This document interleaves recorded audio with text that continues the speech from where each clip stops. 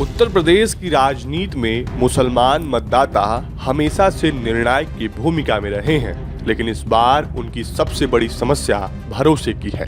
कांग्रेस की हालिया रणनीति, खासकर बसपा के प्रति बढ़ता झुकाव, मुस्लिम समाज को सोचने पर मजबूर कर रहा है कि क्या पार्टी सच में उनके हितों को प्राथमिकता दे रही है या सिर्फ सियासी गणित साधने में जुटी है। यही असमंजस धोखे की आशंका को जन्म दे रहा है। मुस्लिम मतदाताओं के सामने सबसे बड़ा सवाल बीजेपी को हराने का है। जमीनी हकीकत यह है कि यूपी में बीजेपी के खिलाफ सीधा मुकाबला समाजवादी पार्टी ही कर सकती है। ऐसे में कांग्रेस का बसपा की ओर झुकाव मुस्लिम वोटरों को दो धड़ों में बांट सकता है, एक भावनात्मक रूप से जो कांग्रेस के साथ और दूसरा रणनीतिक रूप से जो समाजवादी पार्टी के साथ जाएंगे। कांग्रेस की यह दुविधा नई नहीं है। पार्टी खुद को मुसलमानों की नेचुरल चॉइस मानती है, लेकिन संगठनात्मक कमजोरी और जमीन पर प्रभाव की कमी ने इस दावे को खोखला कर दिया है।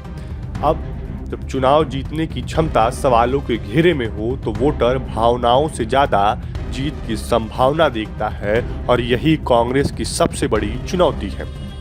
अगर कांग्रेस और बसपा का गठबंधन होता है तो मुस्लिम वोटों में बिखराव की पूरी संभावना है।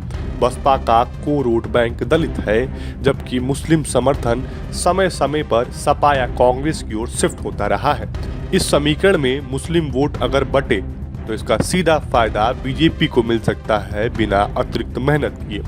यूपी की राजनीति का इतिहास गवाह है कि जब भी विपक्षी वोट बिखरा है, बीजेपी को बढ़त मिली है। 2014 से लेकर 2022 तक यही ट्रेंड देखने को मिला।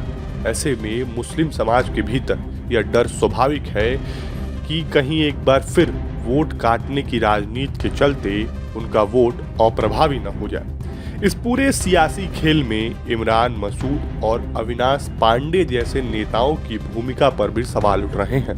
माना जा रहा है कि ये नेता कांग्रेस को सपा से दूरी बनाए रखने की और बसपा के साथ संभावनाएं तलाशने की पैरवी कर रहे हैं। लेकिन सवाल ये है कि क्या यह रणनीति कांग्रेस को मजबूत करेगी या सिर्फ बीजेपी की राह आसान बनाएगी।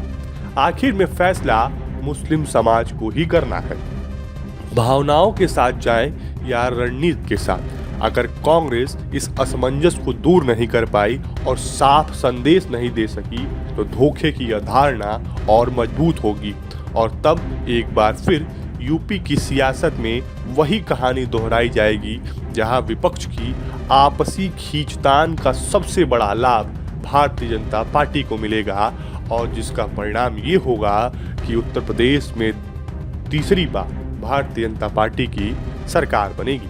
फिलहाल के लिए इतना ही। अगर आपको हमारा वीडियो पसंद आया हो तो हमें कमेंट बॉक्स में जरूर बताएं। यूपी से रिलेटेड हर छोटी बड़ी खबर के लिए देखते रहिए विजन यूपी।